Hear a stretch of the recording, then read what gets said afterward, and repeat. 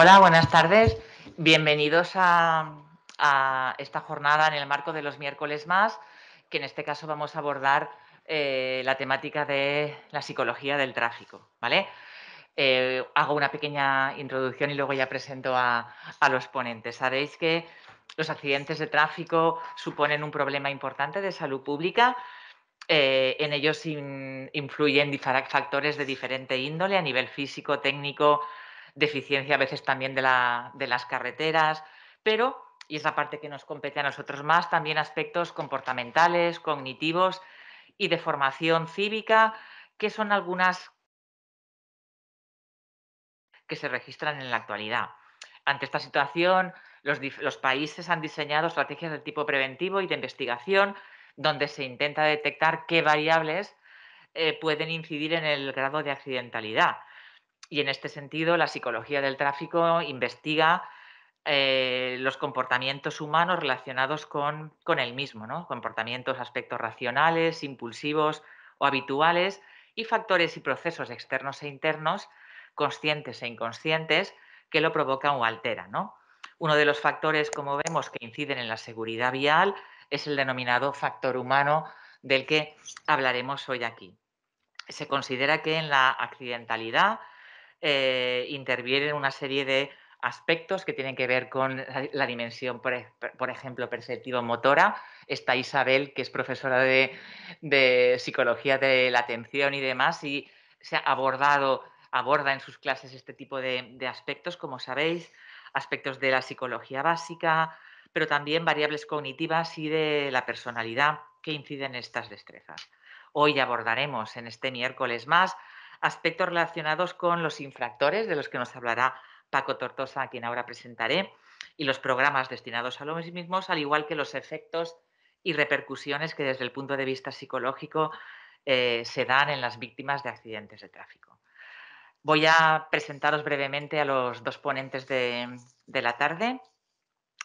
Empezamos por el doctor Paco Tortosa Gil. Es un auténtico placer presentarle y tenerle aquí en nuestra universidad, porque el doctor Tortosa ha sido y es un referente para muchos psicólogos que se han formado en sus aulas y que le han tenido como mentor y como referente, me consta. Yo no he tenido la suerte de ser alumna suya, pero compañeros de la casa que han sido alumnos suyos hablan maravillas de usted, Paco.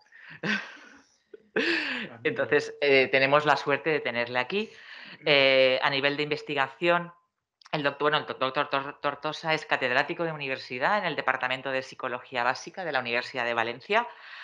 Algunos tópicos de investigación son la evaluación forense, la justicia terapéutica, psicología del tráfico y la seguridad, valoración del daño y mediación tras accidentes de tráfico y estudios documentales de la ciencia. Ha publicado más de 200 capítulos de libro, 34 libros, 190 artículos.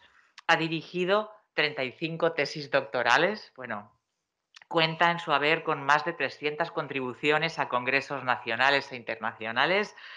Ha participado en el comité organizador y científico de diferentes eventos, también nacionales e internacionales, en varios casos en calidad de presidente. Ha obtenido además financiación continuada, por lo que a diferentes proyectos de investigación se refiere, tanto a nivel autonómico como nacional y europeo. Por otra parte, ha dirigido el máster de atención sociosanitaria a la dependencia y dirige el máster propio en psicología jurídica y peritación psicológica forense y diferentes cursos de experto universitario y formación continuada de la Universidad de Valencia.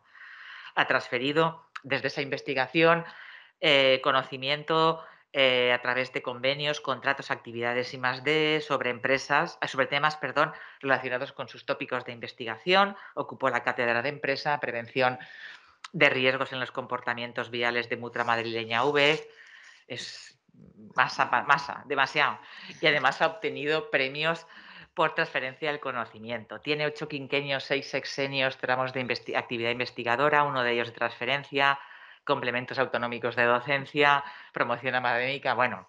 Y además ha sido presidente de la Conferencia de Decanos de Psicología y vicerrector en 2 universidades, ¿no? Bienvenido, Paco, porque creo que es la primera vez que estás aquí. Gracias, gracias. Esperemos que haya más ocasiones. Yo estaré encantado. Y luego tenemos a Magda Cubel.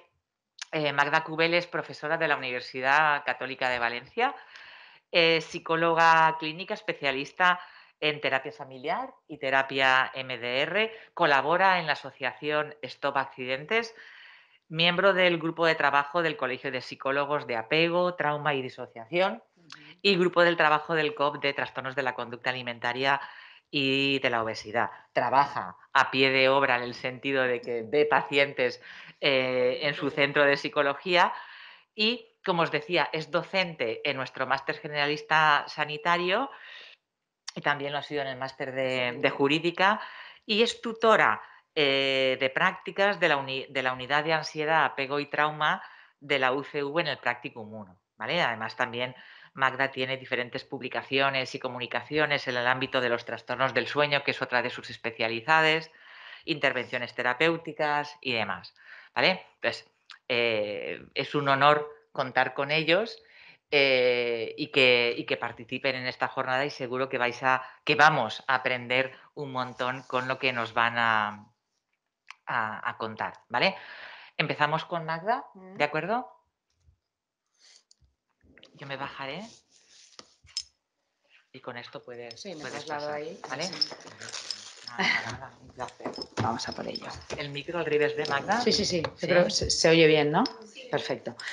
A ver, mi función o mi misión es trasladaros un poco la visión de las víctimas que pueden surgir en un accidente de tráfico y el foco lo tendremos en la persona que lo sufre, pero también hay otro tipo de víctimas. Entonces, mi objetivo es un poco como hablaros de esto para que tengáis un poco una visión y para que lo podáis enfocar desde el punto de vista de qué podemos hacer nosotros como psicólogos dentro de este área, que es un campo muy duro y muy chulo, porque es un campo de sufrimiento muy grande, donde cambian muchas cosas y donde el proceso de acompañamiento es largo y tendido, ¿vale? Entonces, cuando hablamos de un accidente de tráfico, yo creo que un accidente de tráfico es algo que ocasiona una grave crisis en la vida de una familia, no solamente de una persona, sino de todo su contexto familiar, porque al fin y al cabo el accidente va a salpicar a toda esta área, ¿no? A todo el sistema familiar.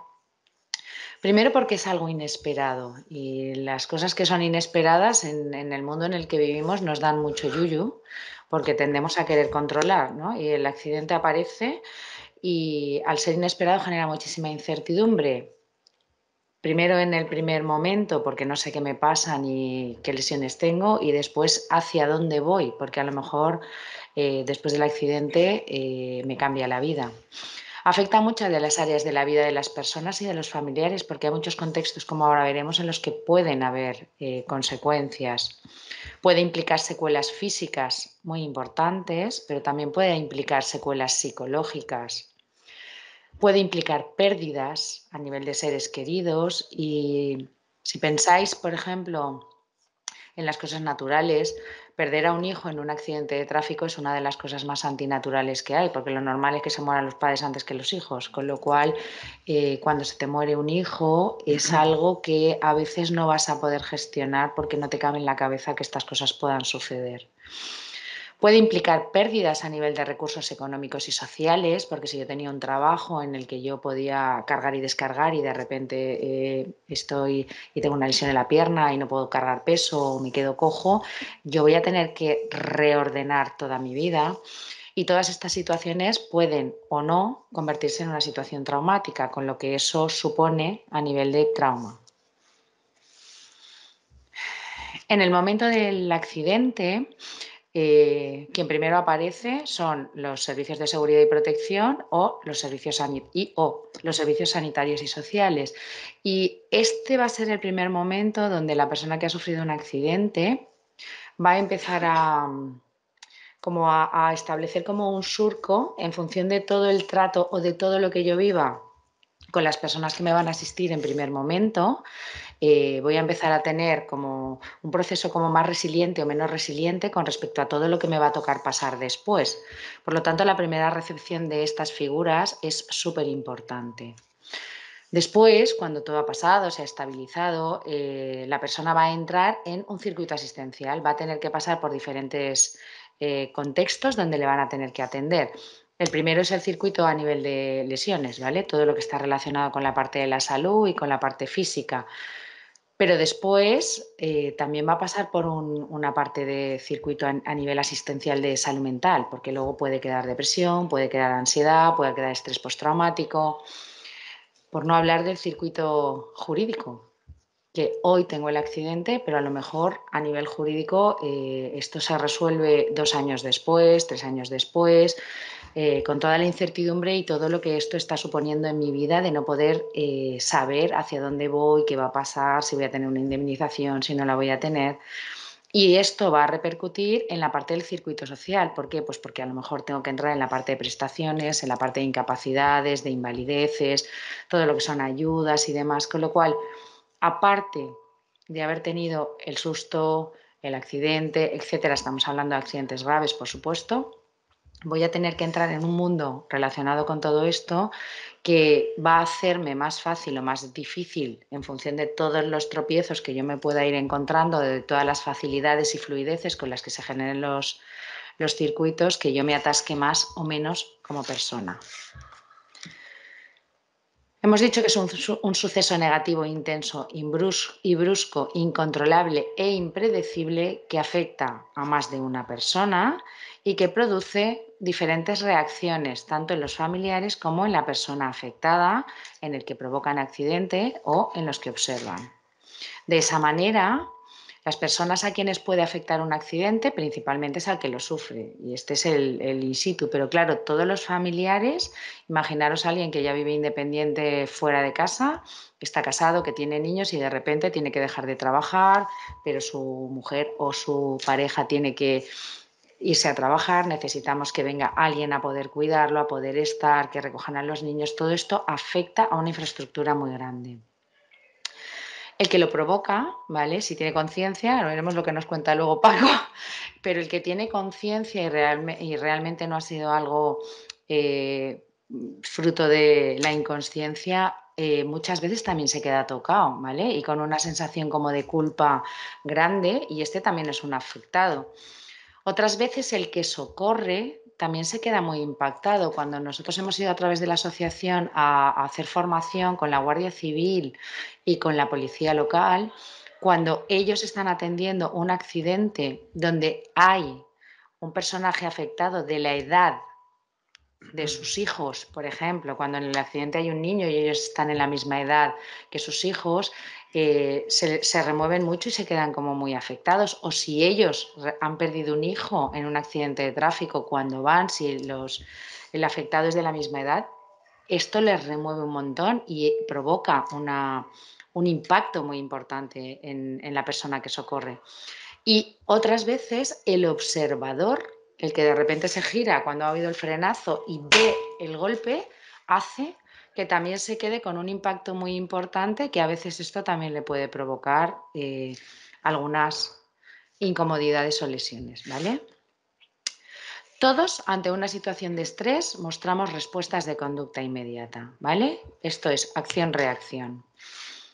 Y un accidente de tráfico produce en el 100% de las personas que lo sufren un impacto o trastorno psicológico inicial.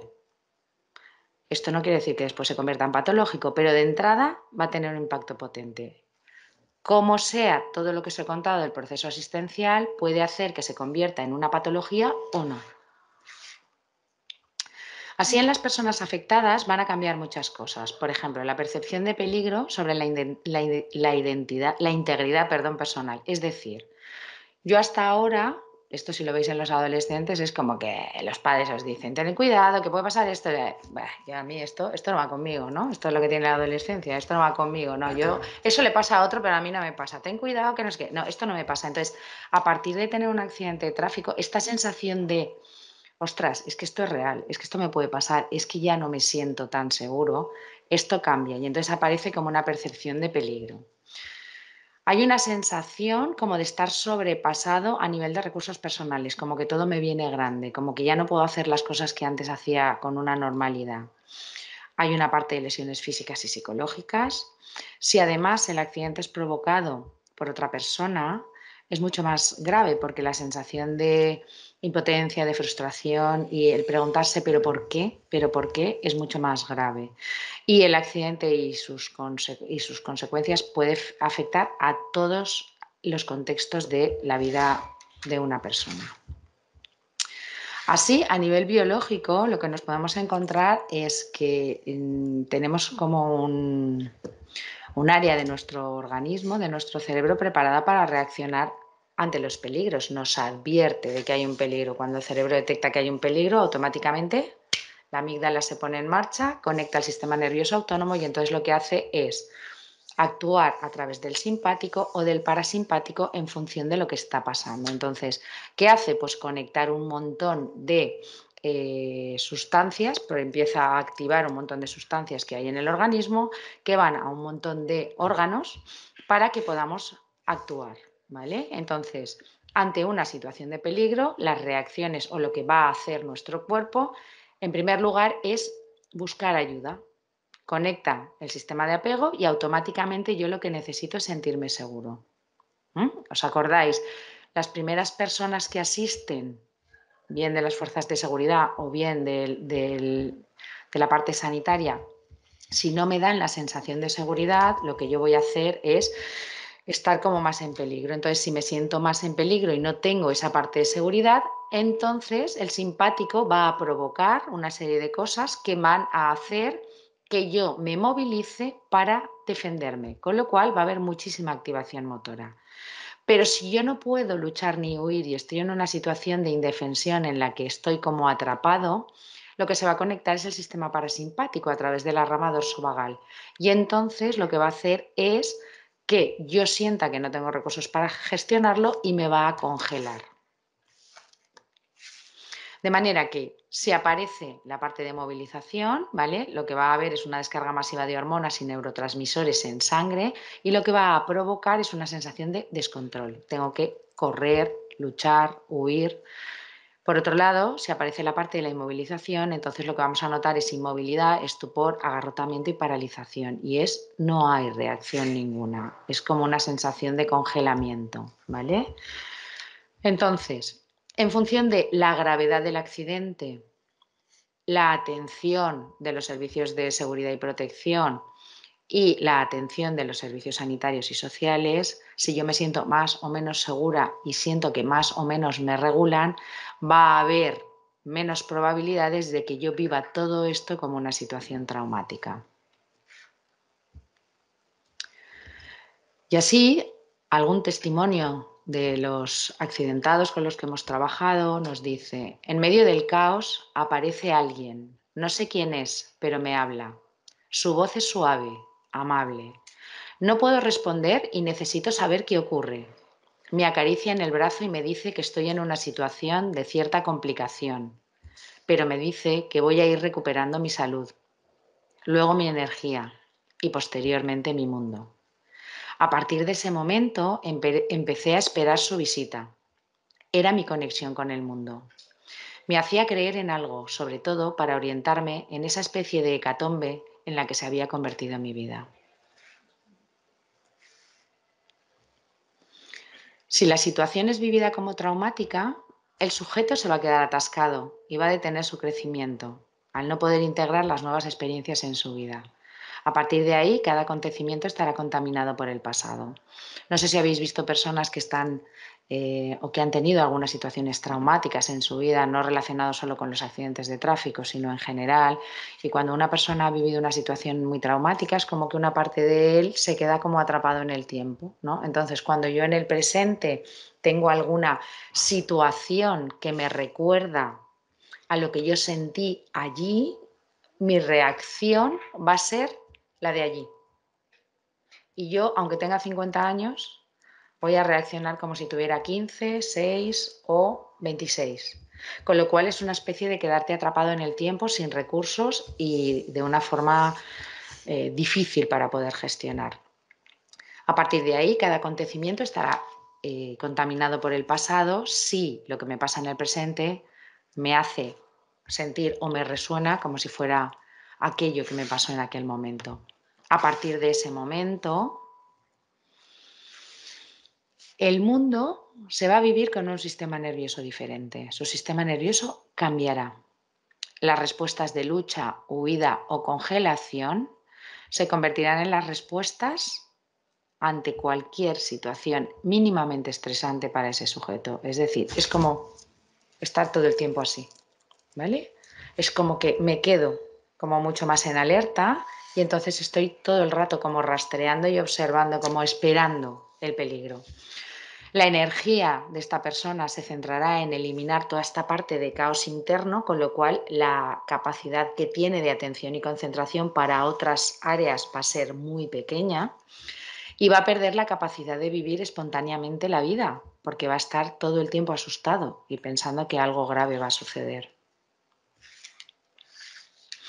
Después del primer impacto, cuando ya está fuera de peligro la persona, van a empezar a disminuir las sensaciones de embotamiento y va a empezar un poco como a aclararse. Es como que a nivel mental se van poniendo como todas las cosas en su sitio, poco a poco voy recordando, voy como completando un puzzle y entonces es cuando van a empezar a salir las emociones, que cuando tenemos una situación de estrés o una situación donde hay que reaccionar, solamente podemos reaccionar, no podemos pensar.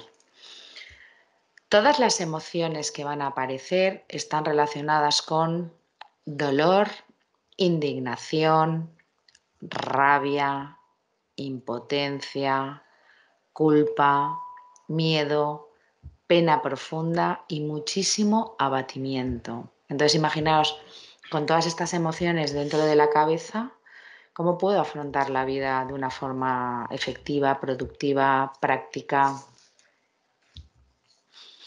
Y en la memoria van a empezar a desencadenarse una serie de reacciones emocionales intensas que pueden generar mucha angustia y que van a estar caracterizadas por aquello que yo voy a ir recordando de una forma más o menos clara, más o menos no clara, con irrupciones súbitas acerca de cosas que van apareciendo del accidente, y estos son los flashbacks, o a través de pesadillas recurrentes que van a hacer que esa persona no descanse, y como no descansa, todavía está peor por el día, y como está peor por el día, está peor por la noche. Así las personas se pueden quedar atascadas dentro de dos áreas, ¿no? Este dibujo que tenéis aquí es el dibujo de la ventana de tolerancia, donde la parte central es la zona de activación óptima que tenemos que tener con un margen para poder reaccionar y desregularnos para volvernos a regular. Pero cuando tenemos una situación como esta, hay mucha gente que se va a quedar en este margen con una hiperactivación, donde la adrenalina y el cortisol se van a disparar continuamente, donde van a tener un aumento de sensaciones, son como mucho más sensitivos, donde la reactividad emocional es alta, hay una hipervigilancia brutal, hay muchas imágenes intrusivas, mucha desorganización cognitiva, es como que no puedo pensar, como que ahora pienso esto, es como que van así, ¿no? Y una sensación como de un miedo muy intenso y muy activo. Pero también puede pasar la parte contraria y es quedarse en esta franja de abajo, que es la parte de hipoactivación, donde lo que predomina es la acetilcolina, con una ausencia de sensaciones. Es como que ni sienten ni padecen, están como entumecidos emocionalmente, no sienten nada y hay una disminución de la capacidad de procesar, es decir, no pueden pensar. Sus movimientos están como muy enlentecidos y sienten mucho bloqueo. Con lo cual, toda la parte de respuesta es ¿para qué voy a vivir si estoy aquí paralizado? Espérate, Reyes, ahora. Digo, ya tienes que subir corriendo. La persona ante un accidente se va a exponer a un montón de pérdidas. Este tipo de pérdidas es muy diferente. A veces es una pérdida de identidad. Ya no sé quién soy, porque no puedo hacer nada de lo que antes hacía. Entonces es como tenerme que volver a reinventar. A veces tengo una mala imagen de mí mismo. Yo recuerdo una chica que tenía como 17 años, que tuvo un accidente de moto y entonces se le quedó una cicatriz en la pierna muy fea. Y a partir de ahí ella se veía horrorosa, cuando la cicatriz era una cicatriz importante, pero no era algo que fuera como muy, muy llamativo. Y ella estaba focalizada todo el tiempo en la cicatriz y a partir de ahí empezó a crear una imagen de sí misma horrorosa, se juzgaba, se criticaba y esto le impedía poderse relacionar y poder salir con sus amigos. La parte de la movilidad también puede perderse porque si tenemos un accidente y tenemos una lesión en las piernas, pues la movilidad también puede verse disminuida. A veces perdemos el contacto social porque en las situaciones de crisis sabemos quiénes son nuestros amigos y quiénes no. Y de repente tenías 100 amigos en la lista, te has quedado con 3. Entonces, esta parte también es una pérdida. La sensación de pérdida de control es brutal y esto es una de las cosas que más yuyu nos da a los seres humanos. El tener que cambiar de estilo de vida y tenerse que reinventar es otra pérdida importante y a veces esto supone una pérdida laboral, de tener que cambiar de trabajo, de tener que bajar de categoría, de no poder seguir trabajando. Y las personas ante esto tienen que intentar adaptarse. ¿Y para adaptarse qué hacen? Pues lo que pueden. Entonces, aquí aparecen dos tipos de conducta que no son muy válidos, pero que son muy adaptativos porque lo único que quiere la persona es no sufrir y no volver a pasar por lo mismo. Entonces, normalmente lo que se hace es o aparecer conductas de evitación y entonces no afronto para no sufrir, o me anestesio emocionalmente y entonces no siento para no sufrir. Y si no siento, es como que puedo gestionar mejor, porque si no me quedo atrapado en el dolor. Pero claro, la adaptación es un proceso interactivo en el que el sujeto establece un equilibrio con su ambiente social y si no se puede adaptar, no puede encontrar el equilibrio. Porque el accidente y sus consecuencias requieren una adaptación a nivel físico, una adaptación a nivel emocional y una adaptación a nivel económico, porque a veces esa parte también se queda alterada. Así, la calidad de la asistencia que reciba la víctima y sus familiares facilitará la adaptación de las consecuencias del accidente.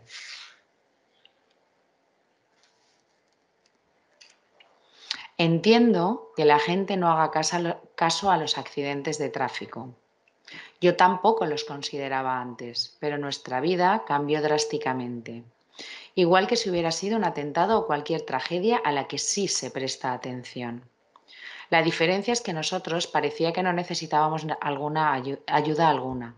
A veces me sentía como si no fuera un ser humano, como si no tuviera derechos, como si, no sé, todo es muy raro, tanto que no entendía nada, salvo que me encontraba muy mal y abandonada.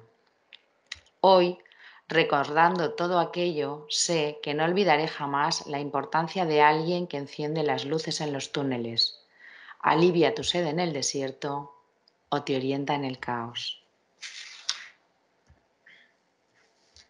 Y como profesionales de la psicología, creo que una de nuestras grandes funciones es poder poner la linterna para que las personas que están dentro de un caos puedan un poco como ver la luz.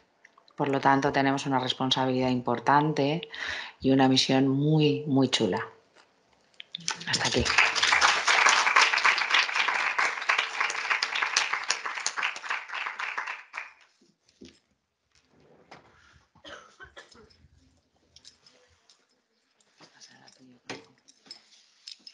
Perfecto, gracias. Gracias, Magda. Como siempre, un placer escucharte. Vamos allá con el siguiente. A ver. Ahí. Vamos a compartir.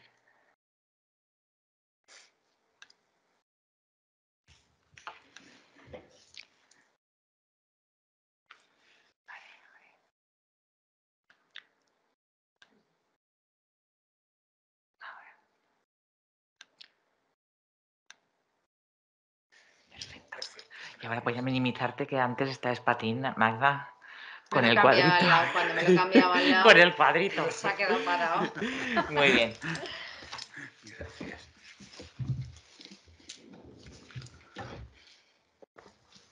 Vente hacia aquí, Paco, y así. Sí, igual está más cómodo Sí, para porque acá. así no metes la barra si quieres. Tú Perfecto, ven para aquí y me perfecto. pongo yo ahí, ¿vale? Gracias.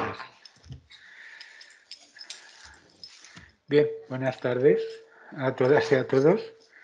Yo quería empezar agradeciendo a la universidad, a los organizadores, a Reyes, a Magda, esta oportunidad de verme aquí, que efectivamente no conocía las instalaciones y no había participado en ningún evento con la Católica, por lo cual un placer y agradecerle a Reyes sus palabras, ¿no? Ha nombrado cosas que van con la edad. Entonces eso ya de entrada marca una distancia importante con vosotros. Pero vamos a ver un poco la otra óptica en la charla. Quedaría una tercera para más adelante, que es el tema de la valoración del daño, que ha abierto un ámbito muy importante de actuación para los psicólogos clínicos con un cierto perfil forense, por el tipo concreto de intervención que se realiza. Pero no vamos a entrar en él. Vamos a entrar más bien en la perspectiva de qué se hace con los agresores. Bien, os han hablado del accidente y el accidente, como se ha dicho muy claramente, resulta de la interacción entre persona, vía y entorno, en un entorno que está regulado legalmente, en el que existe una supervisión policial y existe una moral social dominante y una moral social también propia de los grupos que intervienen, ¿no? El elemento clave son las personas, las que conducen o las que cruzan una calle, porque son quienes controlan con sus decisiones y sus destrezas el subsistema que componen el vehículo y la vía, ¿no?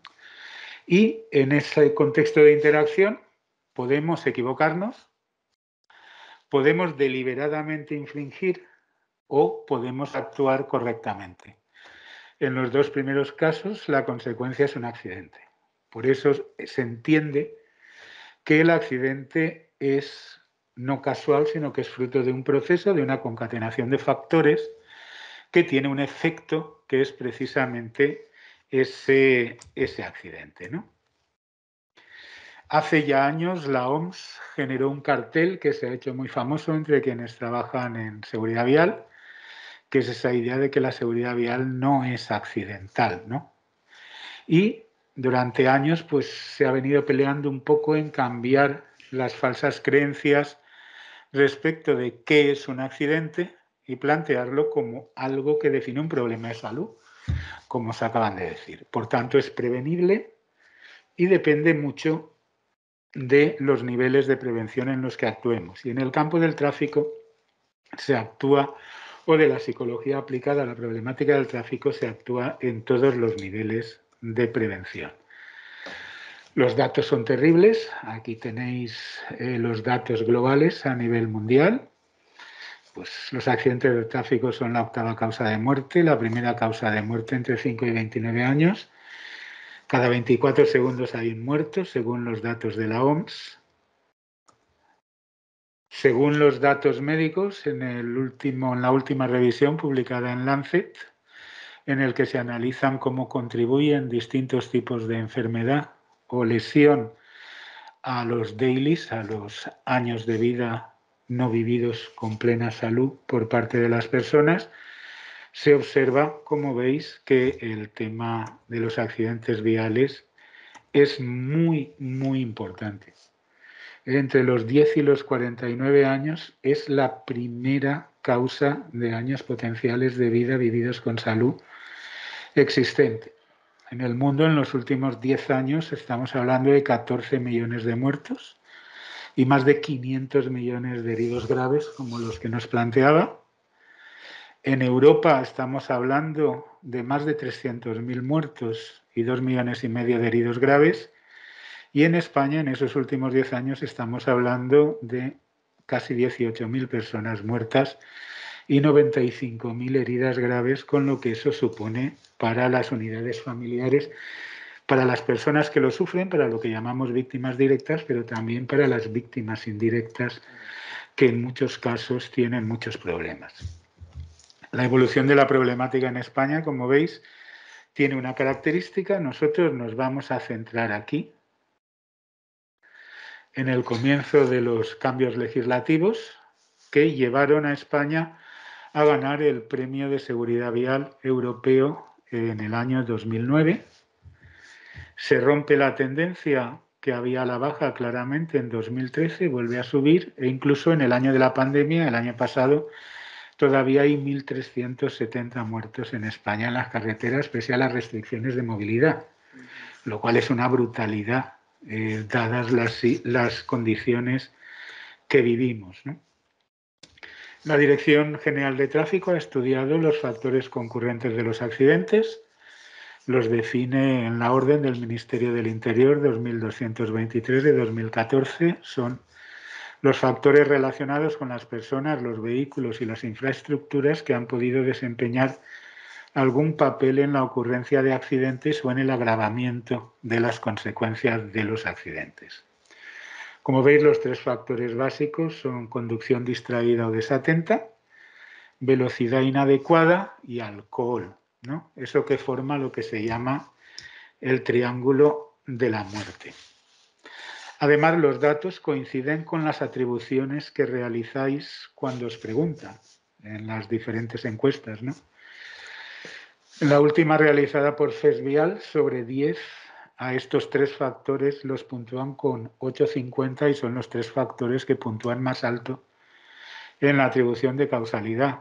Por ejemplo, en la última encuesta de Mapfre, el 50% de los conductores entrevistados admite haber conducido bajo los efectos del alcohol y un 14% sabiendo además que superaban los límites establecidos, ¿no?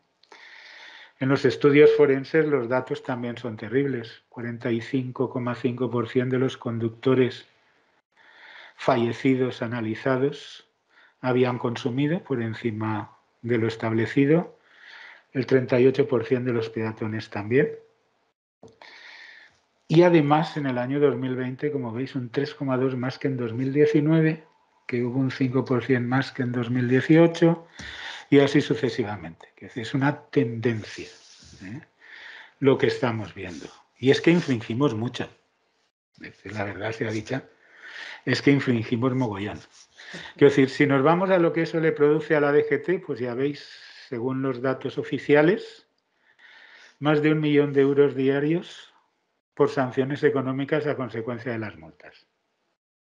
En el último año, del que hay datos consolidados, 374 millones de euros largos. Y si veis los datos de los 8 últimos años, 3.003 millones de euros en sanciones, a consecuencia de las infracciones, que no es una peseta o dos. Es decir, ya quisiéramos cualquier universidad tener unos presupuestos como estos, ¿no? Las infracciones más frecuentes, pues no descubro América, yo creo que os las podéis imaginar. Exceso de velocidad, dar positivo en el test de alcohol o drogas, usar el teléfono móvil al volante, no utilizar el casco en la moto o no hacerlo bien, no usar el cinturón de seguridad o el sistema de retención infantil, no parar en un stop o en un semáforo en rojo, ir en un carril prohibido o en sentido contrario, no mantener la distancia de seguridad, no ceder la prioridad a ciclistas y peatones.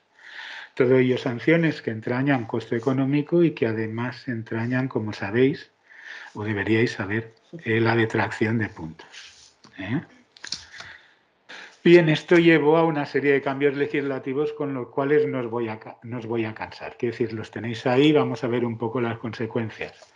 Todo empieza, la historia moderna de las actuaciones con los infractores y con los que generan más accidentes de tráfico, empieza con el carnet por puntos y los cursos de recuperación, que es una forma de control vía administrativa, la creación de la Fiscalía Especializada, cambios en el Código Penal que abren la vía penitenciaria, también para actuar sobre los infractores.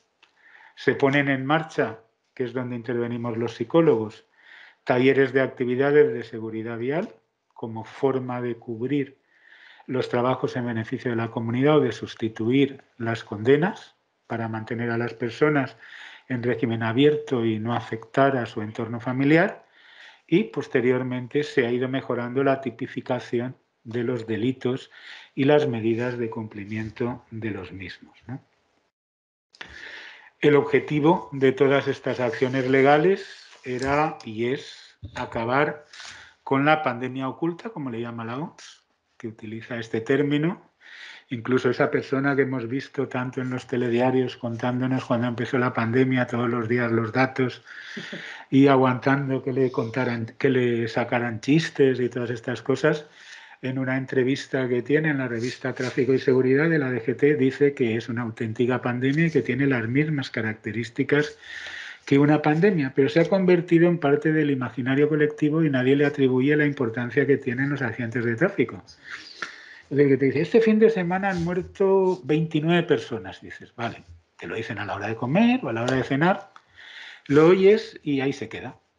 Ni siquiera le prestas importancia, no percibes que ha destruido mucho más que 29 vidas, que 29 familias, sino que afecta, como nos ha dicho Magda, a muchas más personas en esos resultados. Por tanto, y habéis visto además los datos, en 10 años cuando se consideran, ¿no?, que son datos realmente pandémicos y además distribuidos diferencialmente. En los países que hay mayor motorización hay menos víctimas y en los países que hay menos motorización, por el contrario, hay todavía un mayor número de víctimas. Es decir, que hay una distribución diferencial que tiene consecuencias más graves en los países que tienen menos recursos para afrontar las consecuencias de los accidentes de tráfico. Precisamente, con lo cual el dolor que causa es brutal en muchísimos entornos y en muchísimos países, ¿no?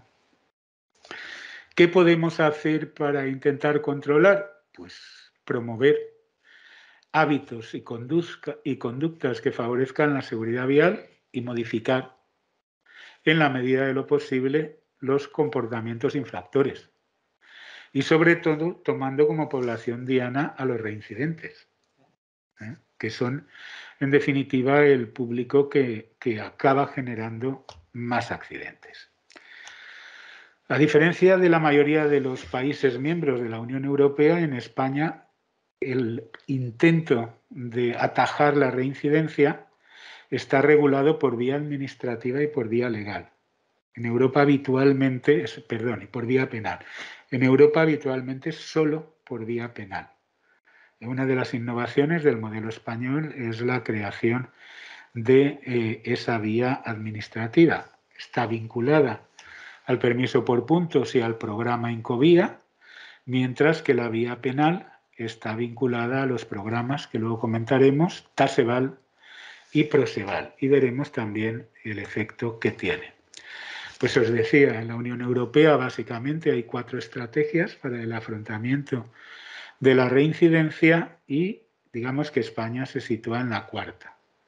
Las estrategias que se basan en el cambio de actitudes y la reeducación en materia de seguridad vial, desde un modelo que os habrán comentado de justicia terapéutica o justicia restaurativa. Las intervenciones las tenéis ahí, por vía administrativa, el programa Incovía, y por vía penal, como os decía, el programa Taseval y el programa Proseval. ¿Cuál es la filosofía del permiso por puntos, que es la vía administrativa? Pues sustituir la visión tradicional del permiso de conducir como una autorización administrativa con vigencia regulada por una nueva concepción, que es considerar el permiso como un crédito de confianza que te da la sociedad y que define en términos de un número de puntos, intentando transformar un sistema solo sancionador, que se basa en la multa, en otro reeducador, que además premia, como sabéis, el buen comportamiento. Cuando comenzó y ahora, quienes ya conducen un tiempo tienen 12 puntos, Si en 3 años no cometen ninguna infracción que reste puntos, pasan a 14. Y si durante otros 3 siguen sin infracciones, pasan a 15, que es el máximo. Por tanto, hay recompensa. Los conductores noveles o que son los que tienen un permiso de conducir menor de 3 años o quienes recuperan el carné después de haberlo perdido a consecuencia de la pérdida de puntos o a consecuencia de un delito, parten de 8 y por ese sistema de recompensas pueden alcanzar los 15 puntos como el otro grupo. Por lo tanto, la pérdida de puntos puede llevar incluso a la pérdida de la administración. La mayor parte de las multas no quitan puntos, solo quitan dinero, y como habéis visto, bastante dinero. Pero hay algunas que además quitan puntos, que son las que o sabéis o deberíais saber. Hay que quitan 6 puntos, algunas que en función de la gravedad van quitando 2, 4 o 6 puntos. Ha habido una actualización este mismo año, por cierto, que está incorporada en la diapositiva, que quitan 4 puntos y que quitan 3 puntos, etc. ¿Vale? Desde que se introdujo el carné por puntos en 2006, es verdad que ha habido una reducción importante de la siniestralidad vial y que ha habido, como veis, muchos conductores sancionados, muchos conductores que han perdido puntos, muchos conductores que se han quedado sin carné de conducir, muchos en general que, como veis, han infringido. Y todo eso se marca en una detracción importante del número de puntos, fundamentalmente por velocidad, alcohol y drogas y teléfono móvil, que son los elementos estrella, como sabéis, en las campañas. Para intentar trabajar con las personas que pierden puntos es para lo que se generó el programa Incovía, que es el programa de intervención, sensibilización y reeducación vial dentro del sistema del permiso y licencia para conducir por puntos. Tiene una intención reeducadora y potenciadora orientada a generar una cultura de la seguridad y lo que hace es intentar fomentar actitudes y valores positivos ante la seguridad vial, ¿no? Al menos lo persigue. Luego veremos la eficacia diferencial que tiene el programa. Los cursos de recuperación parcial, si alguien lo ha hecho, que espero que no, y espero que no lo hagáis, pero os digo cómo son, ¿no? Son voluntarios, duran 12 horas, 8 horas de formación general, 4 horas de formación específica, recuperas un máximo de 6 puntos y puedes hacer uno cada 2 años, excepto los conductores profesionales que lo pueden hacer anualmente. Y no implica examen. En cambio, los cursos para la recuperación total sí que implican examen, que ahora lo comentaremos. Tienen una duración de 24 horas, 16 de formación general, 8 de formación específica. Puedes recuperar hasta 8 puntos, como habíamos comentado antes, y no hay una periodicidad concreta, es cuando te quedas sin puntos, cuando lo puedes hacer. En este caso, tienes luego además que hacer un examen cuando has perdido el permiso. Un examen en la jefatura de tráfico, un examen para ti. Si lo superas, tienes que iniciar el proceso, tienes que ir a un centro de conductores, etc. Y volverte a examinar para recuperar el carnet. Solo te autorizan a que inicies el proceso. Si no, vuelves al cabo de un tiempo a esa revisión y si durante 3 veces no la superas, vuelves a iniciar otra vez todo el proceso con el cursillo o con el curso de 24 horas. ¿Vale? ¿Quién lo imparte? Lo imparten formadores y psicólogos formadores, que son psicólogos titulados que han pasado por un curso de formación específica y la estructura es la que tenéis ahí. La formación general se apoya en un programa tutorizado de formato electrónico, hay una parte de reflexión y debate y otra de dinámica de grupos en las que participan en muchas ocasiones asociaciones, por ejemplo, ASLEME o otras asociaciones, accidentes, en fin. Y luego hay una formación específica en la que hay una preselección de contenidos. Es decir, se adapta el contenido a las causas o a las razones que te han hecho perder los puntos. Por tanto, hay varios subperfiles de curso, dependiendo de cuál sea la causa, y luego lo veremos. Es decir, no todos dan una parte común del programa, pero luego cada subgrupo, en función de las razones por las que ha perdido los puntos, participa en una parte del temario, que es la específica que le atañe. Los materiales están creados, hay un material para los formadores y, como veis, varios volúmenes para los formados, y las unidades temáticas son las que tenéis. Los accidentes de tráfico, la dinámica del impacto, conducción como proceso de toma de decisiones, aptitudes y capacidades, grupos de riesgo, factores de riesgo, que se ven los más importantes: velocidad, alcohol, drogas, enfermedades y fármacos, somnolencia, fatiga, estrés, seguridad activa y pasiva, conducción preventiva, la actuación en caso de accidente y la importancia del cumplimiento de normas, ¿no? Se basa este proyecto en modelos motivacionales que habéis trabajado, fundamentalmente en modelos de valencia expectativa, en modelos de utilidad subjetiva esperada y en la teoría homeostática del riesgo, que son los modelos desde los que se trabaja básicamente en estos problemas. Hipotéticamente, los conductores más peligrosos y los que entrañan más riesgo son los que repiten, ese grupo al que hacíamos referencia, ¿no? La cifra de conductores reincidentes, tenéis los datos de los que hay datos consolidados en la tabla. Realmente parece poco, tú dices, 44.000 sobre 27 millones y medio de conductores, parece poco, ¿no? El número de personas que reinciden en esos comportamientos. Pero claro, cuando lo relacionas con los accidentes con víctimas, cambia. Accidentes con víctimas hay en torno a 100.000 y estamos hablando de que hay 45.000 reincidentes. Por tanto, deben tener una cuota de responsabilidad alta en ese porcentaje de accidentes, ¿vale?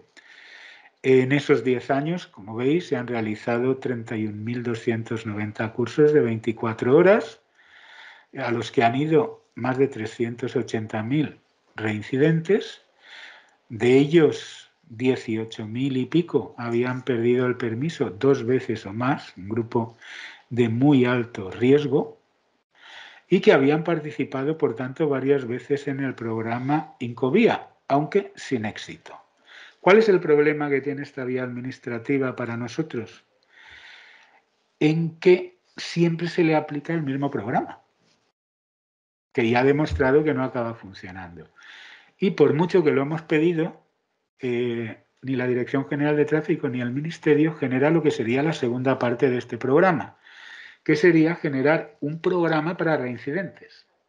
Es decir, una vez detectado el grupo de reincidentes, generar un programa específico para trabajar con ellos, puesto que acaban siendo un grupo especialmente peligroso en las carreteras. Porque además el criterio de reincidencia es que hayan perdido todos los puntos 2 veces en 2 años. Es decir, que es mucho las infracciones que cometen en ese tiempo y, por tanto, el riesgo que generan. Pero a día de hoy nos estamos quedando solo con pedirlo. Y eso que hasta se lo hemos dado hecho. No penséis que nos limitamos a decirles que nos den dinero para hacerlo. No, se lo hemos dado hecho. Lo único que queremos es que lo impongan. Pues, bueno, a día de hoy en eso no tenemos mucho éxito. ¿Cuál es la filosofía? En la misma línea que hemos hecho en el caso de las vías penales, es decir, aquellas que se apoyan en la reforma del Código Penal. Bien, la reforma nace con el objetivo de definir con mayor rigor los delitos contra la seguridad del tráfico y todos los relacionados con la seguridad vial, evitando que ciertas conductas calificadas como de violencia vial pudieran quedar impunes, ¿no? Su contenido básico lo que persigue es incrementar el control que se puede ejercer sobre los niveles de riesgo que hay en las vías públicas, intentando mantenerlo lo más bajo posible. Y pretende establecer criterios uniformes de actuación respecto de aquellas cuestiones jurídicas que tienen que ver con la seguridad vial, especialmente con todo lo que tiene que ver con las imprudencias viarias de carácter grave, ¿no? Se parte de la consideración de la seguridad vial como una ciencia multidisciplinar. Hemos de trabajar con muchas personas de distintas profesiones o de distintos perfiles con los que compartimos públicos objetivos y hemos de asumir que hemos de aprender a trabajar con ellos, ¿no? Las penas y las consecuencias se incrementaron notablemente y el objetivo era no solo de prevención general negativa, o sea, no solo de castigar o retribuir a las víctimas, sino también de prevención general positiva, indicando qué sería lo deseable a realizar en las vías públicas.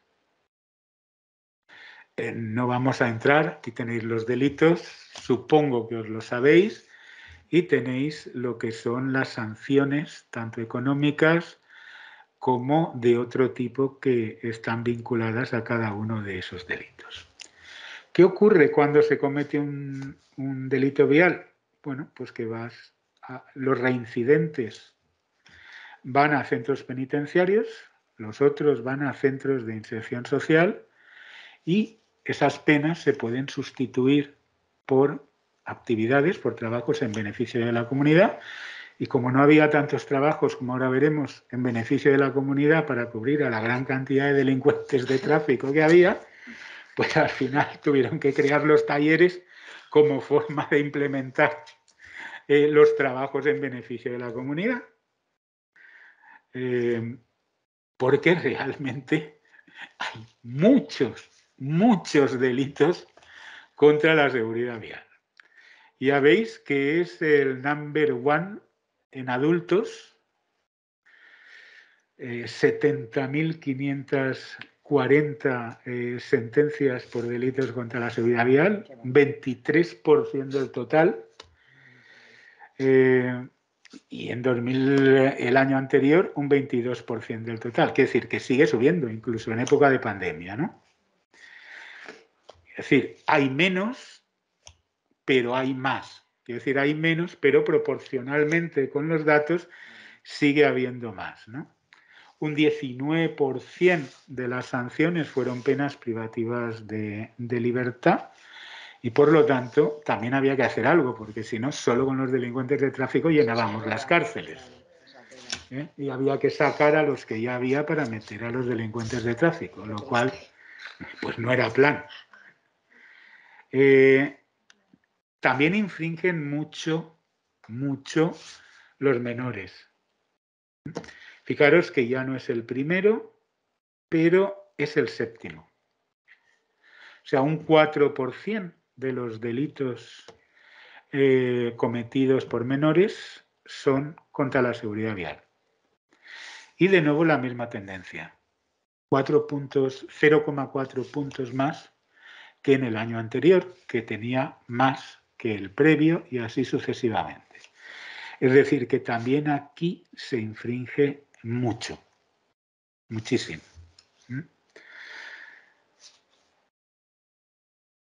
En el caso de las sentencias, si analizamos la memoria del fiscal, pues se ve claramente, como veis en las figuras, diréis, el artículo 384 y el 379.2 son la bomba, efectivamente. La conducción bajo la influencia del alcohol o las drogas y el conducir sin permiso son las causas fundamentales de los delitos fundamentales en el ámbito de la seguridad vial. Aquí tenéis los datos, a la parte de la izquierda tenéis las sentencias y a la parte de la derecha tenéis la media de personas en prisión. Es decir, en la última década, a pesar de todo, 1.278 personas han estado en prisión por tener como delito primario los delitos de tráfico, que son muchos. De todas formas, si analizamos esos datos, a su vez vemos matices, ¿no? La tipificación de los delitos contra la seguridad del tráfico produjo, de entrada lo habéis visto, un importante aumento en el número de conductas punibles y un significativo, por tanto, aumento en el número de condenados, ¿no? De hecho, los reos en los centros penitenciarios han subido en esa última década un 16,4%, que no es un dato baladí. O sea, se ha pasado de 994 personas a 1.159, a las que podemos unir otras 3.400 condenadas por otros ilícitos penales más relevantes como causa principal, pero que también tenían la de tráfico, como por ejemplo homicidios o lesiones o otro tipo de ilícitos penales. Es decir, que en definitiva lo que hay es 4.500 y pico personas que han cometido algún delito contra la seguridad vial, que es casi un 10% de la población penitenciaria. No es poco, estamos hablando de muchas personas. ¿Cuál es el perfil? Pues mayoritariamente hombres, de nacionalidad española, de unos 40 años, que sobre todo incurren en los delitos de conducción sin permiso o conducción bajo la influencia de bebidas o sustancias análogas. Ante esto, no había más remedio que plantear actuaciones diferenciadas por parte de la Administración. Como os decía, el número es tan alto que obliga a adoptar estrategias. Entonces, ¿cómo lo resuelven? Pues lo resuelven para afrontarlo a través de penas de trabajos en beneficio de la comunidad, a través de tareas de utilidad pública, que es el sentido literal de los trabajos en beneficio de la comunidad, o a través de talleres o programas, que se da también en otros ámbitos, como la violencia de género. Y en el campo de las suspensiones de condena, en la última reforma legislativa del Código Penal, se anula esa diferencia entre suspensión y sustitución para quedarse exclusivamente con la de suspensión. También se realiza a través de tareas de utilidad pública, talleres o programas, orientados, como os podéis imaginar, a la rehabilitación. Bien, digamos que por una parte, lo hemos visto ya y lo hemos valorado, hay un aumento explosivo en el número de puntos detraídos y, como acabamos de ver, también hay un aumento explosivo en el número de condenas de reclusos y, por tanto, en el número de penas alternativas, ¿no? Y por ello hubo que desarrollar las formas de afrontar. Y eso se produce, como veis, entre 2005 y 2016. El programa Encovía, la vía administrativa, es el más antiguo, que se desarrolla por orden del Ministerio del Interior, 2596. El taller educativo Taseval por instrucción 2-2010 y el taller Proseval por instrucción 10-2015. Nacían para dar respuesta a la exigencia del Código Penal de contemplar medidas alternativas que permitiesen el cumplimiento de la pena, evitando el ingreso en prisión. Es decir, que los talleres no sustituyen a la pena de trabajo en beneficio de la comunidad, sino que en realidad lo que hacen es dotarla de contenido, manteniendo a las personas en sus entornos, digamos, naturales, ¿no? Aunque aquí, como veremos, también se va a dar de manera importante el problema de la reincidencia. Los programas los encontráis en la página de instituciones penitenciarias, quiero decir que os vais a la página de instituciones penitenciarias, veis los programas y están.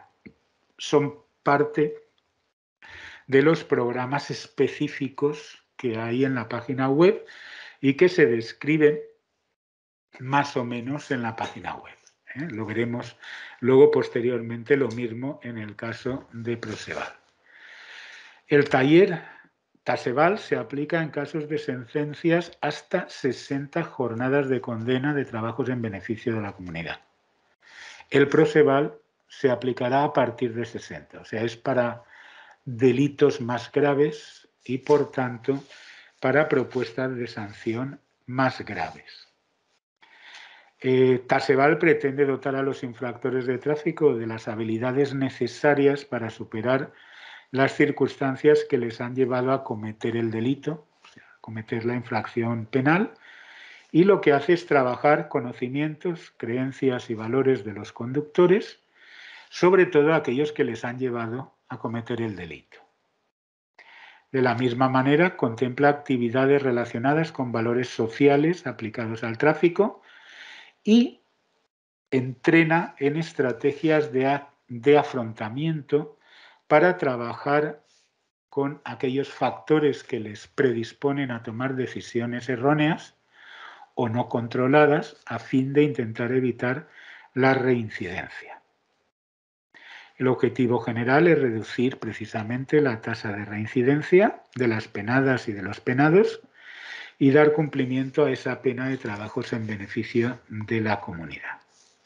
Se trabaja fundamentalmente de manera cognitiva y emocional, es decir, de un enfoque cognitivo y motivacional que permita gestionar las emociones y gestionar los recursos cognitivos para intentar tomar decisiones ajustadas a realidad. Los objetivos específicos del programa tienen que ver con ellos, no os quiero cansar y así luego tenemos más margen por si queréis preguntar alguna cosa. Este es el diagrama de flujo de Taseval.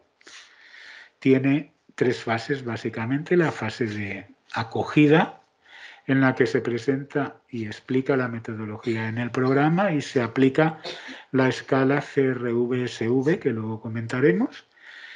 Luego viene el núcleo duro del programa, que son las actividades formativas en varias áreas, como veis, que están relacionadas con temas del programa. Siempre hay recurso para los estudiantes y recurso para los psicólogos y los formadores. Sensibilización, seguridad vial, valores y luego estrategias de afrontamiento. Como veis, asertividad, empatía, atribuciones, manejo del estrés, etc. Y finalmente hay una fase de salida, donde se concluyen las características generales del trabajo, se hace la despedida y un mes después se vuelve a aplicar la escala CRV-SV.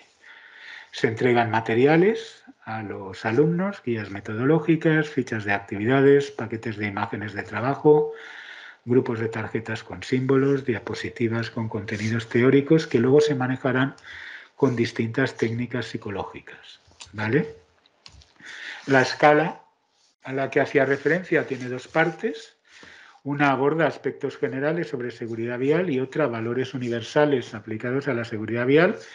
La aplicas antes para orientar el trabajo de los formadores y de los psicólogos y la aplicas después para ver si han cambiado las actitudes, las creencias y los valores de las personas que han pasado por el curso y por lo tanto ver si el curso ha tenido una cierta eficacia.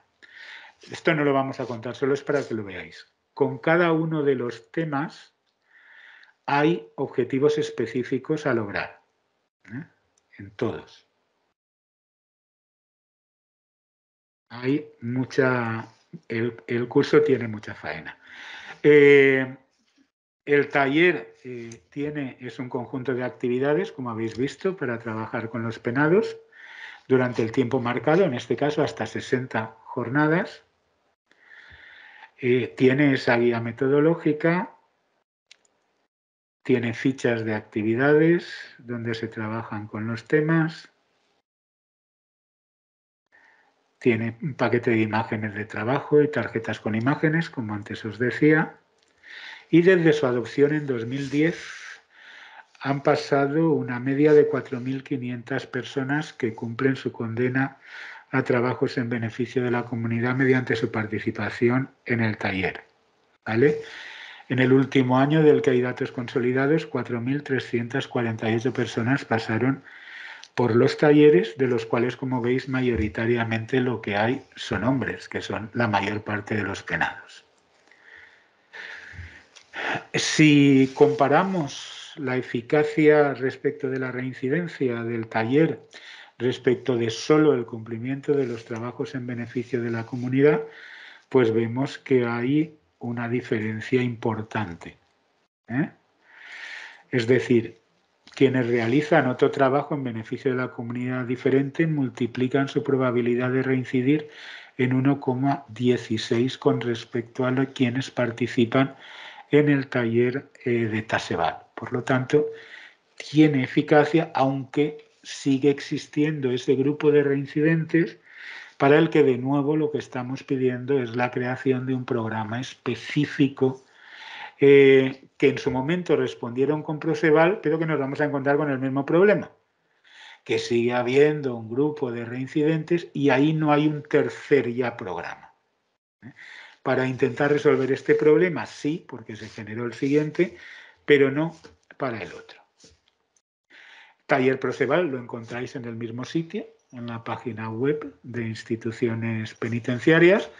Forma parte también del catálogo de programas específicos que se desarrollaron en el ámbito de las medidas alternativas a las penas privativas de libertad, y su objetivo es intentar reinsertar a las personas y evitar la reincidencia.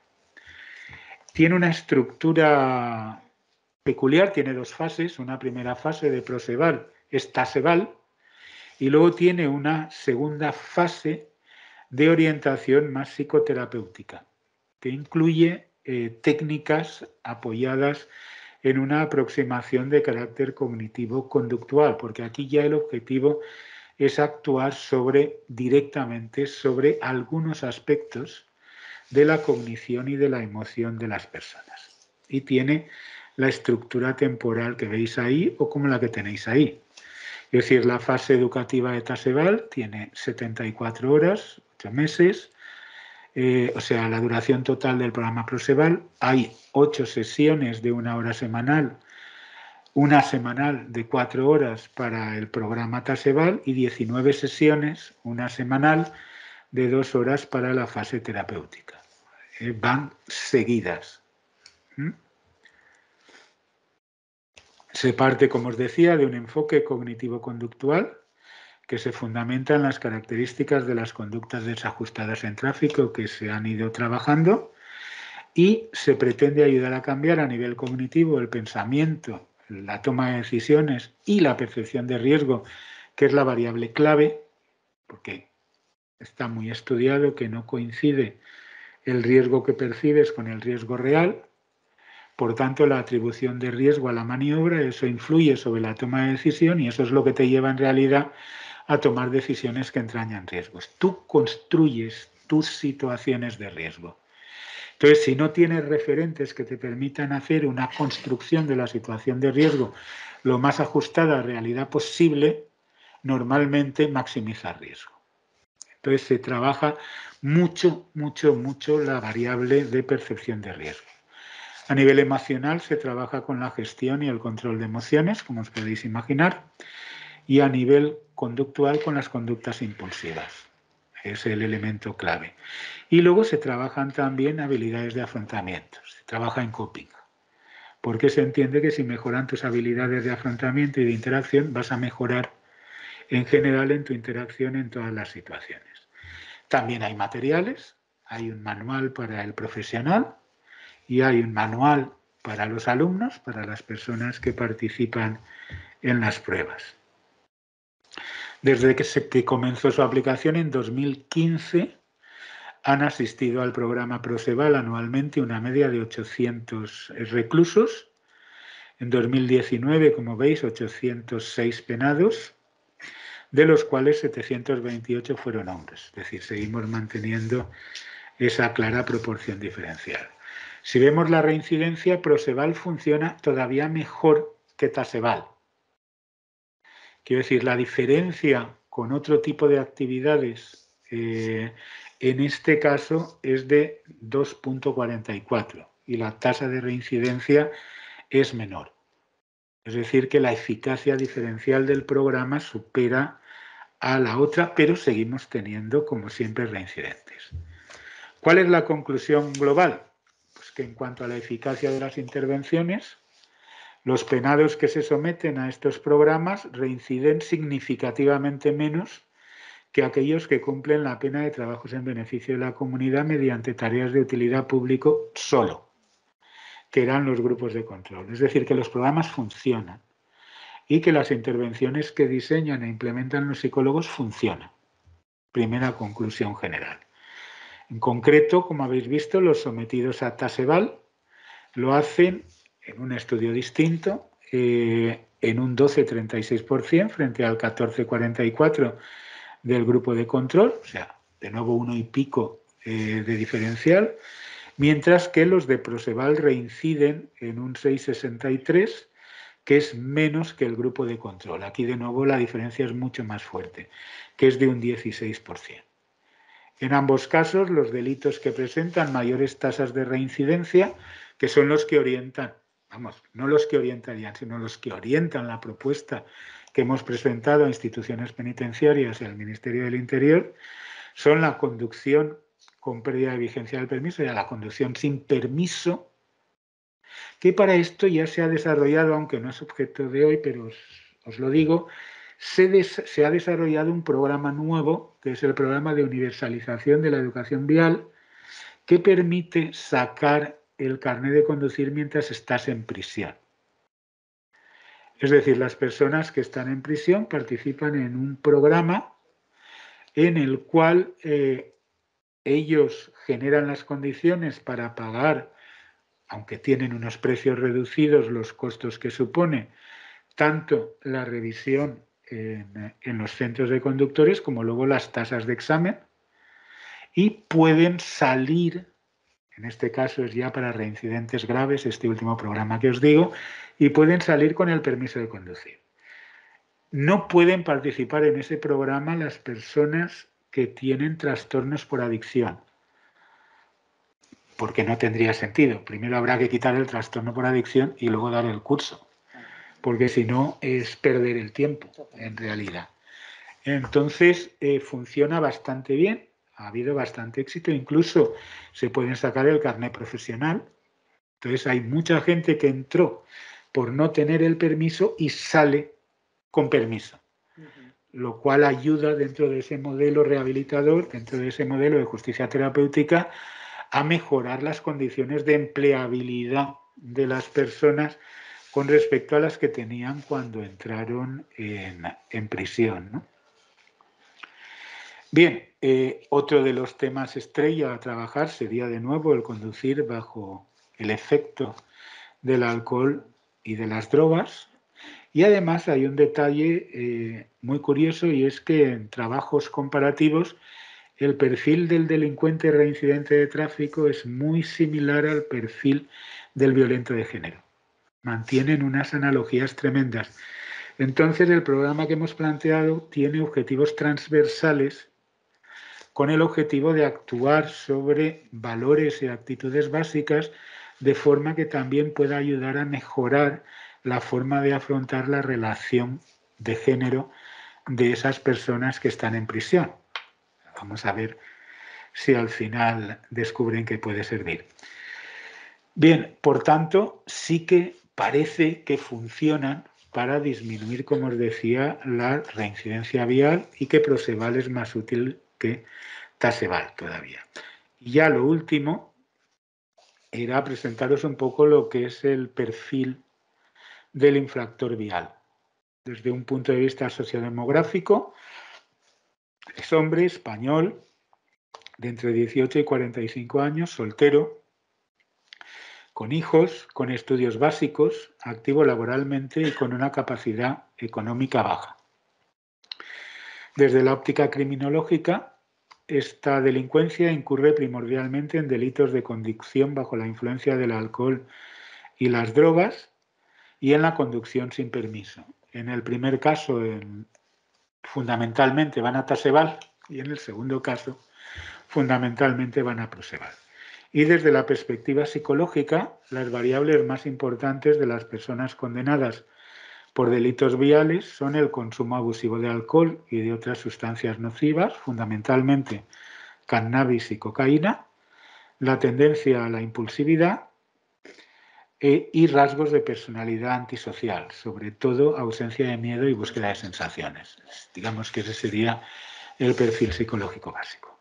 Bien, y esto es lo que estamos haciendo hasta ahora en el campo con los delincuentes y con los infractores de tráfico.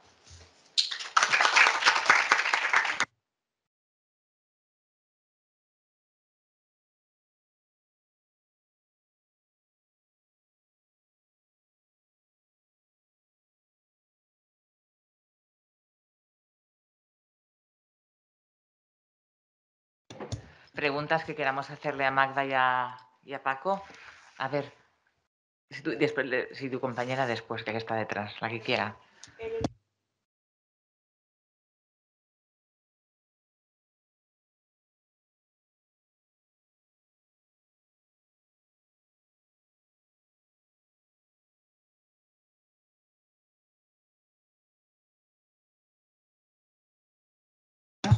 Espera.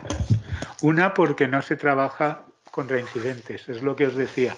Se aplica una y otra vez el mismo patrón de programas que han demostrado que no funcionan, porque pasan por el programa, vuelven a reincidir, pasan otra vez por el programa, vuelven a reincidir, pasan por el programa, vuelven a reincidir. Entonces falta, digamos, rematar la tarea, que es trabajar directamente, tanto desde una perspectiva psicoeducativa como desde una perspectiva psicoterapéutica con los reincidentes. Ese sería un factor fundamental.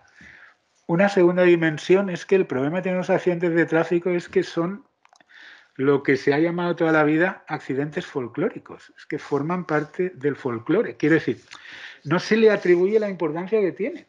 Es lo que te decía antes. Tú estás comiendo y te dicen, han muerto 29. Pues sí, vale. Y ahí se queda. Exactamente, eso. Lo cual no deja de ser terrible. Y luego no hay mucho conocimiento, quiero decir, uno no conoce muy bien las equivalencias del alcohol, qué puede beber, qué no puede beber, qué alternativas tiene a no beber. Entonces, las campañas tienen un efecto inmediato. Es decir, ¿cuáles campañas tienen más efecto? Las que apelan a las emociones, las que apelan a la cognición, ni puñetero caso. Se ganaron muchos premios con aquella campaña, por ejemplo, que era un casco y dentro había una nuez y golpeabas el casco y la nuez se rompía y todo el mundo, ¡oh, qué bonito! No tuvo ningún efecto. Solo tienen los que apelan a la emoción, como en la publicidad en general. Pero tiene unos efectos que se pasan enseguida. Quiero decir, tiene unos efectos inmediatos, genera un poquito más de debate. En muchos casos, fijaros, debate intelectual, que por lo tanto ni siquiera afecta al campo emocional, que sería fundamental en estos casos. Entonces, realmente no tiene mucho efecto. Las campañas, desgraciadamente, no tienen mucho efecto como no las tienen las de la FAD, que les pasa un poco lo mismo y tienen los mismos problemas que tienen las de tráfico. Pero fundamentalmente, ya centrándome en lo que decías, hay que hacer programas específicos para reincidentes, que sean psicoeducativos y que sean psicoterapéuticos. Vale. Y la segunda era que crees que hay más hombres que cometen delitos de tráfico que mujeres por los rasgos de personalidad. Hay más hombres por varias razones. Una, porque todavía hoy en el censo de conductores hay más hombres y sobre todo en determinados niveles de edad. Es decir, ahora ya en los niveles inferiores de edad está más o menos igualado, incluso en algunos hay más mujeres que hombres. Pero a partir de 50 años la diferencia es muy apreciable en favor de los hombres. Entonces hay más y por lo tanto es normal que infrinjan más. Pero además suelen tener perfiles de personalidad que les hace más vulnerables a cometer infracciones y delitos. Aunque también eso se va anulando.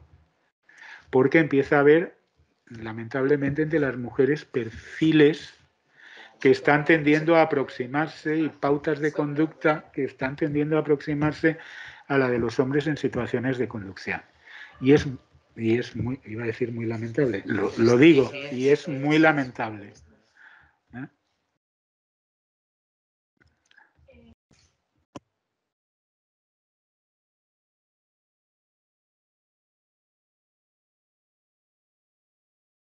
Los grupos son mixtos. Porque lo que les unifica, perdona y te dejo que siga, lo que les unifica es la causa por la que han perdido los puntos. Aunque luego, obviamente, los profesores sí que incluyen la perspectiva de género en la explicación de los materiales.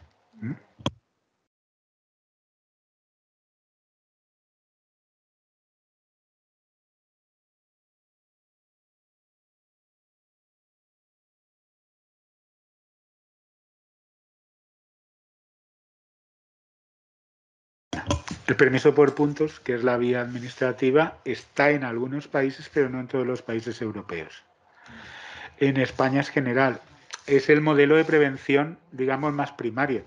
Se junta con lo que hacen en los centros de conductores, que presuntamente también es de prevención primaria porque eliminan a aquellas personas que tienen o que muestran una vulnerabilidad al accidente y que hace prever que en los siguientes años pues, va a tener más posibilidades de tener un accidente o de generar condiciones que provoquen un accidente que otros, ¿no? Son los más relevantes. Normalmente en Europa lo que más se trabaja es con personas que ya han delinquido. Entonces los programas están más orientados a la vía penal, lo cual no quiere decir que en algunos no haya también la vía administrativa, que la hay. De hecho, ni siquiera España fue la primera en inventar el permiso por puntos, que es decir, estaba en Francia, estaba en otros países. Sí que lo ha desarrollado más que otros. Es decir, lo ha dotado de contenido más que otros. Pero hay otros países que tienen la doble vía, no solo es España.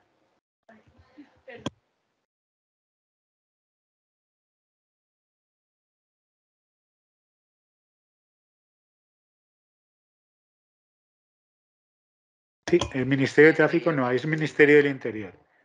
O sea, la Dirección General de Tráfico forma parte del Ministerio del Interior. Lo que pasa es que tiene a caballo en ocasiones con el Ministerio de Sanidad. Bueno, y con otros ministerios en el tema del tráfico, ¿no? Pero depende de la Dirección General de Tráfico y las jefaturas dependen de Interior. Pero entonces no entiendo por qué.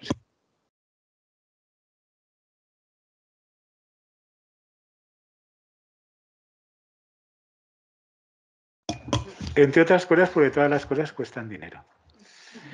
Y pero quiero decirte que luego tienen sus prioridades. Entonces, cuesta mucho. Tienen sus prioridades y a lo mejor invierten en otras cosas, ¿no? ¿Por qué no han seguido desarrollando programas y por qué no han generado programas? Pues a lo mejor no sorprende. Acaban de modificar el permiso por puntos. Y ahora han generado un nuevo tipo de curso que son los cursos de excelencia, que te permiten ganar 2 puntos adicionales. No es para los que han perdido, sino para las personas que tienen todos los puntos y quieren todavía ganar, en vez de 15, 17. Bien, está bien, porque vas a trabajar sobre el grupo de los buenos, digamos, para hacerlos excelentes. Vale. Exacto, maravilloso. Y sí es importante, se han dado más horas al psicólogo en los programas del que había. Lo cual sí, por otra parte, es un cambio que es relevante para nosotros desde un punto de vista profesional. ¿Por qué no lo han hecho todavía? Pues no lo sabemos. Es que es lo que te decía, realmente todo cuesta mucho. Es decir, y cuesta mucho que las administraciones públicas hagan caso a las propuestas que vienen desde el sector, vamos a llamarle investigador científico. Es decir, todos los gobiernos ahora se llaman progresistas, pero la idea de qué es progresismo no la aplican, que es apoyar la acción de gobierno en el juicio de los expertos. Entonces, pues esperemos que lo hagan. Quiero decir, nosotros insistimos mucho en que en parte el fracaso de los programas, porque hay fracaso, puesto que hay reincidencia, vamos a llamar a las cosas por su nombre. El fracaso de los programas está en que no hay programas con reincidentes. Entonces, repetir algo que ya ha demostrado que no funciona con un colectivo muy renuente al cambio, en realidad es tirar el dinero. pero no acaban de verlo. Es como los psicólogos en atención primaria, no acaban de ver que ahorra dinero al sistema.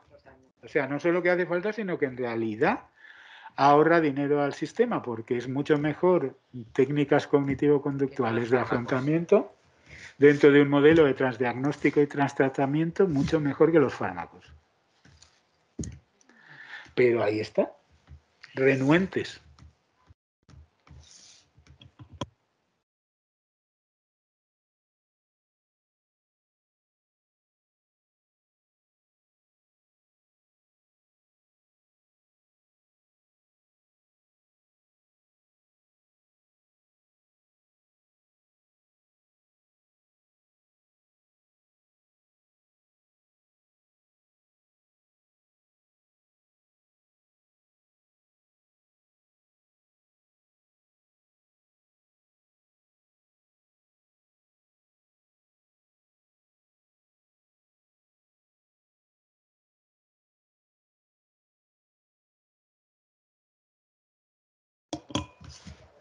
No llevan subprogramas específicos. Quiero decir, tú no trabajas control de impulsos.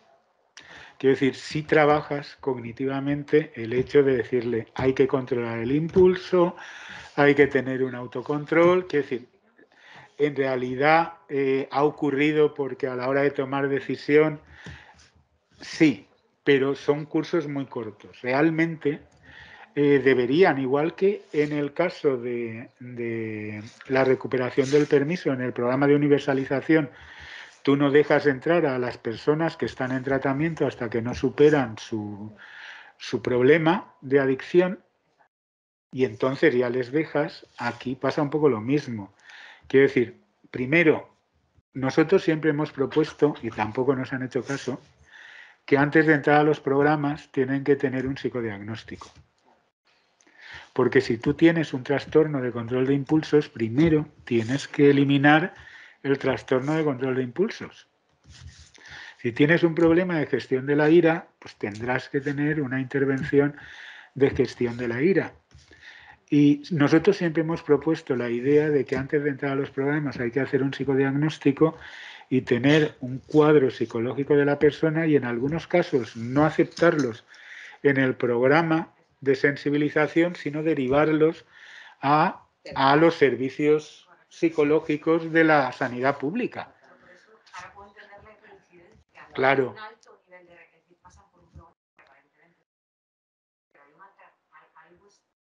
Claro, pero funciona sobre todo con quienes no tienen problemas psicológicos de base.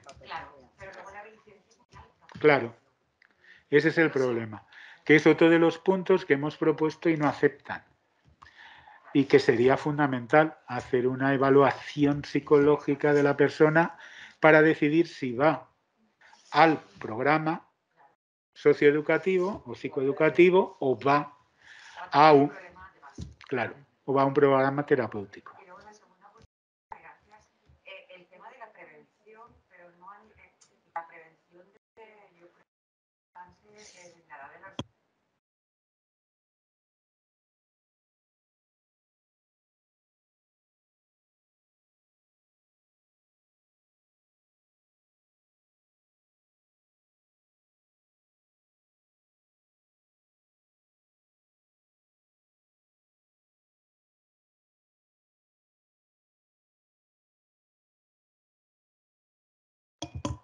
Hay, quiero decir, programas hay.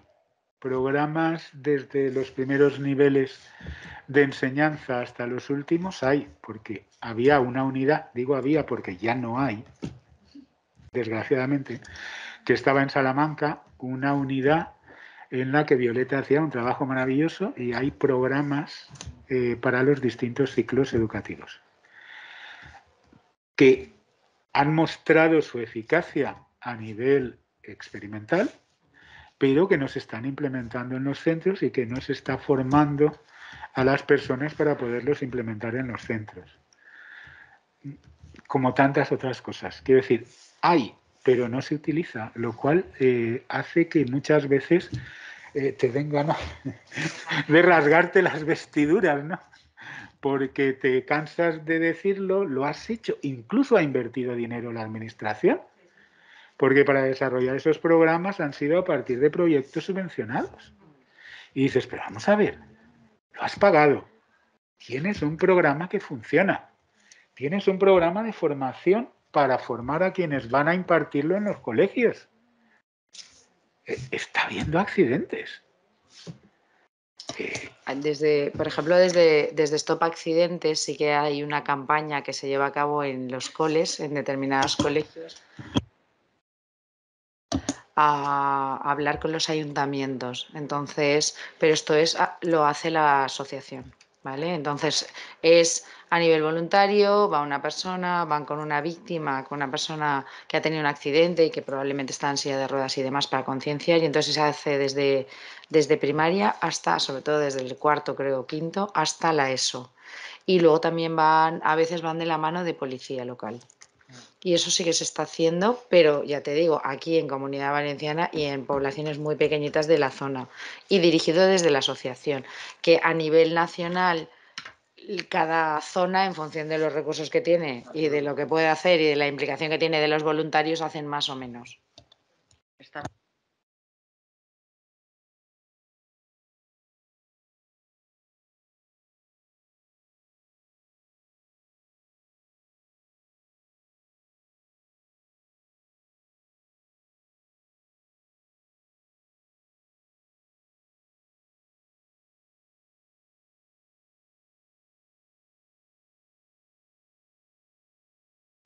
De hecho, fíjate, en la ley de valoración del daño se incluyen hasta 5 niveles con respecto a la víctima directa.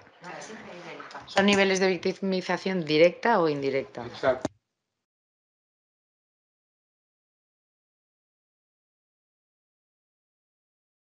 Antes que deberían tener una formación forense, porque al final un clínico contra un psicólogo forense de la aseguradora en un juicio. Se lo come con pelota. Para mí son dos cosas diferentes, ¿vale? Y la parte de la asistencia clínica entra siempre dentro de la privada, o, por ejemplo, yo tengo tenemos algunos conciertos con abogados donde lo que nosotros hacemos es vamos haciendo el tratamiento psicológico sin cobrar un duro hasta que sale la sentencia. Y cuando sale la sentencia, entonces las costas las paga, entran dentro y las paga la parte contraria, ¿no? Pero claro, yo he tenido casos que he estado trabajando un año y no he cobrado un duro.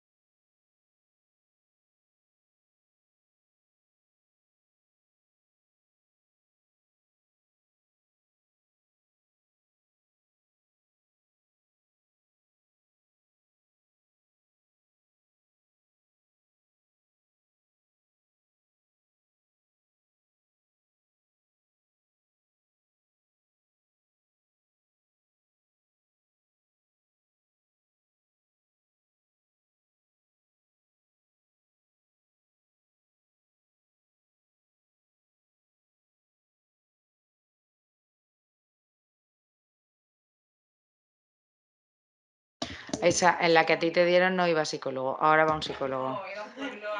Y una de las grandes campañas que hemos hecho con esto es formar a la policía local y a la Guardia Civil, con lo cual para que cuando vayan al accidente pues no tienen ni idea de qué tienen que hacer, ni saben que como ellos asistan va a marcar de por vida que eso se convierta en un trauma o no. Y todo esto que yo os he contado se lo contamos a ellos para que ellos tengan idea, y además te dicen, por favor, necesito que me digas cómo dar la mala noticia, no tengo ni idea. Antes daban la mala noticia por teléfono y ahora si la tienen que dar por teléfono saben que tienen que decirle a la persona que coge el teléfono que se siente, que si está acompañado, que no, porque antes oían... Se había caído desplomado. Si te dicen por teléfono, somos de la Guardia Civil, puede usted venir, que se ha muerto su hijo, pues evidentemente esto se gestiona cada uno como puede, ¿no? Entonces, ahora, gracias a Dios, cada vez más, y la asociación está hecha por socios que son víctimas y familiares de víctimas. Entonces, ahora empiezan a tener cosas, pero aún no tenemos psicólogos contratados. Tiene un sueldo el de Madrid. Yo eso lo hago de forma altruista y voluntaria. Y evidentemente, si hay una subvención y la Guardia Civil o la policía local paga, tú recibes un beneficio. Pero yo pierdo dinero yendo a eso porque gano más en mi consulta que ahí. Con lo cual, es la parte de conciencia social que cada uno tiene también. Entonces, bueno, las asociaciones hacen lo que pueden y cada vez van perfeccionando en función de, pero es difícil, por lo que dice Paco, porque es que está tan normalizado que fíjate tú, o sea, los muertos son casi igual de altos que los de la pandemia. La pandemia nos asusta y esto lo normalizamos. Igual que estás comiendo y te dicen, ha salido uno de Estados Unidos que se ha cargado a no sé cuántos en un instituto. Buah, pues esto es lo más normal, estoy matando con los videojuegos a 500.000, la muerte es algo como que se normaliza.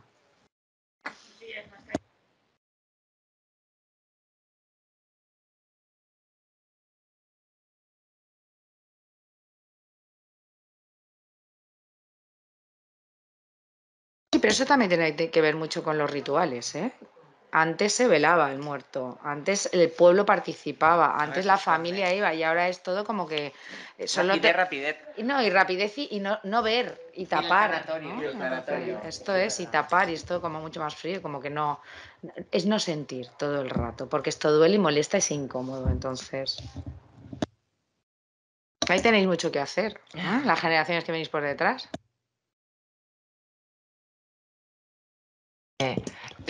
Si acaso ya vamos acabando porque Magda y Paco estarán cansados ya, pero por lo que decía Magda de cómo intervenir, ¿no? Porque la pérdida de identidad.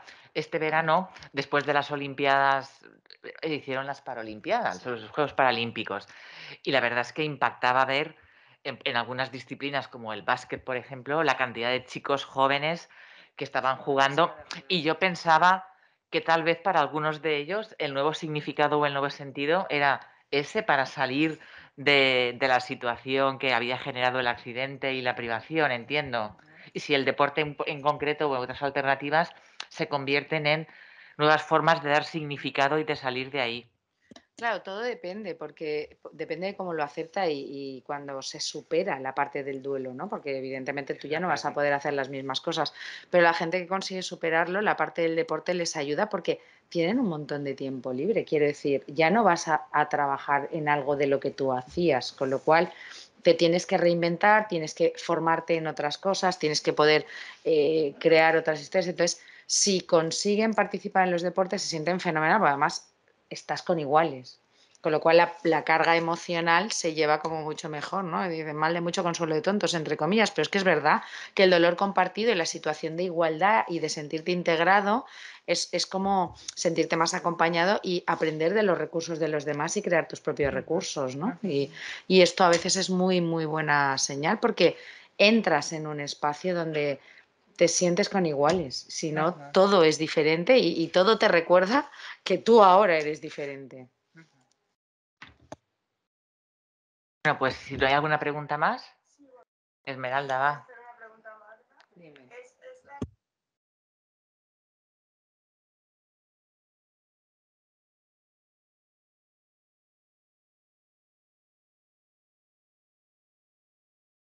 Nunca.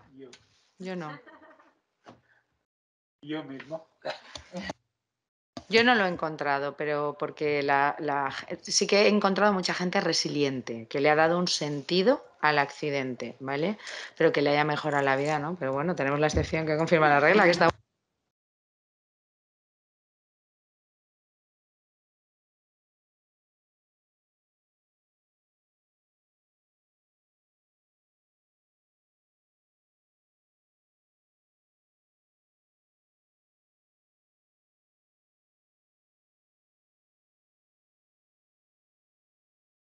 ¿no? La gente que sí que ha superado después el accidente y ha hecho de esto una resiliencia y ha encontrado su lugar y demás, de estar satisfechos con su vida. Eso sí, ¿vale? De no quejarse de lo que no han podido tener y decir, bueno, si esto es lo que me tocaba, pues evidentemente estoy sacándole partido y estoy disfrutando de otra manera y he conocido chavales que han tenido accidentes a punto de casarse y que se han casado y que han tenido familia y que han hecho cosas pese a las limitaciones. Y entonces esa parte de sentirse satisfechos con la vida que tienen, sí. Muy bien, pues nada, agradecemos a Magda y a Paco. La verdad es que hemos aprendido mucho todos, ¿no? Y luego también agradeceros la asistencia y las preguntas tan interesantes que habéis planteado bueno, que además os han contestado súper bien y que nos han permitido, pues eso, ¿no? Pues disfrutar de este rato. Gracias de nuevo y buenas tardes.